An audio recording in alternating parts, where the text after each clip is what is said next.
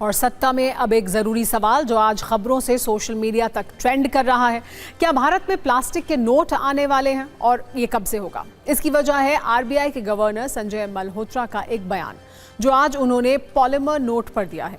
RBI governor ने कहा है कि पॉलीमर नोट शुरू करने की तैयारी तो है, लेकिन अभी ये प्रस्ताव शुरुआती चरण में है।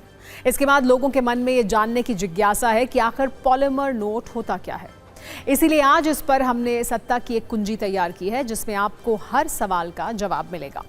लेकिन पहले संजय मल्होत्रा का पूरा बयान सुनिए। पॉलीमर नोट की जहां तक बात है वो प्रस्ताव विचाराधीन है। अभी जैसे ही कोई इसके ऊपर में निर्णय लिया जाएगा हम आपको बताएंगे। Proposal is under consideration, for those because this has not been asked in English. Proposal is under consideration. So whatever news articles have come, there is some truth in it, but there is no decision. It's only under consideration. We are examining the pros and cons of it and whether, it will be worthwhile to do it. It's still, at a preliminary stage. अब ये भी समझिए कि polymer note होते कैसे हैं और इन्हें किस तरह तैयार किया जाता है।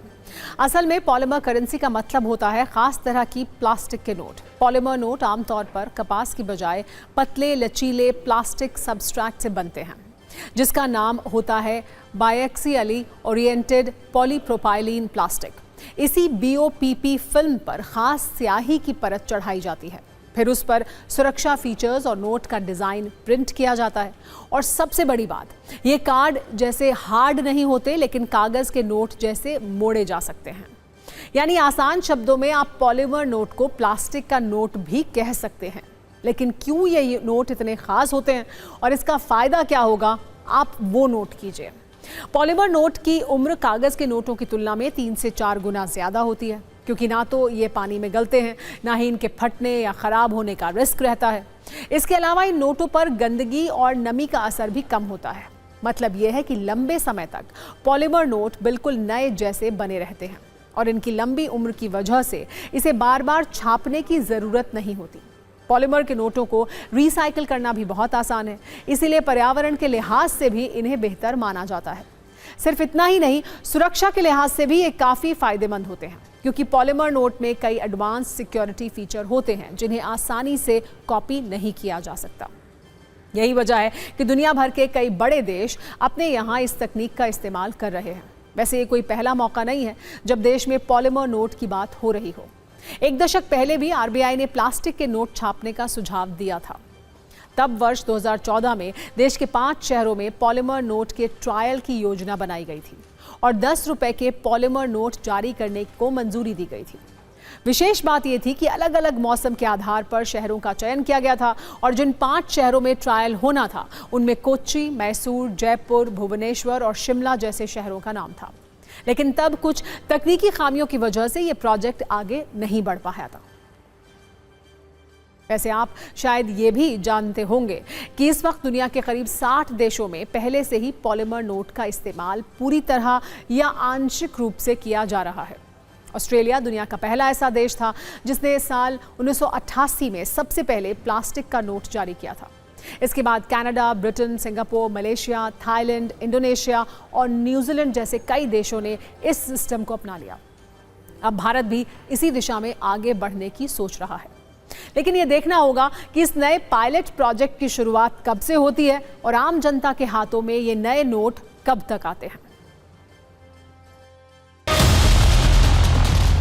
भारत के अलावा अन्य देशों में भी पॉलीमर नोट चलते हैं, जैसे ऑस्ट्रेलिया, कनाडा, ब्रिटेन, सिंगापुर। और इसके मुख्य कारण ये है कि काफ़ी टिकाऊ होता है। जो हमारे पास वर्तमान में जो कागज़ के नोट हैं उसकी तुलना में आप देखेंगे तो इसकी लाइफ जो है 2 गुना से लेकर 4 गुना ज़्यादा होती है।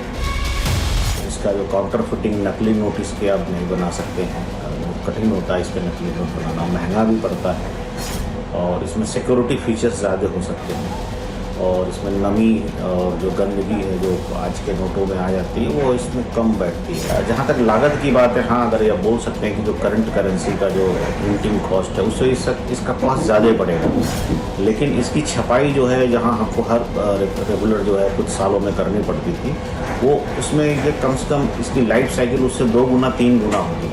मतलब अगर लाइफ साइकिल बेस पे देखेंगे तो इसकी कॉस्टिंग जो है करंट प्रिंटिंग कॉस्ट से कम आएगी। कुछ नोट पॉलीमर और कुछ नोट कागज का बना के हम एटीएम को इम्प्रैक्टिकल नहीं कर सकते, क्योंकि एटीएम से तो सारे वोट निकलते हैं। तो अब एटीएम वाले जितने नोट हो अगर उसको पॉलीमर करेंगे तो वही सेम एटीएम हम काम में ला सकते हैं, नहीं तो हमें उन नोटों को पहले पॉलीमर में बदलना पड़ेगा जो एटीएम में नहीं है। तो ये इसके बेनिफिट है और ये इसके प्रैक्टिकल चैलेंजेज हैं।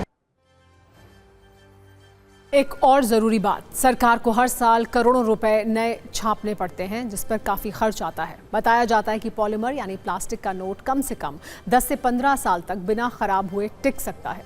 मतलब भले ही प्लास्टिक के नोट को पहली बार छापने में थोड़ा ज़्यादा खर्च आए, लेकिन क्योंकि ये कागज़ के नोट की तुलना में 5 गुना ज़्यादा टिकाऊ है, इसलिए सरकार को बार बार नोट नहीं छापने पड़ेंगे।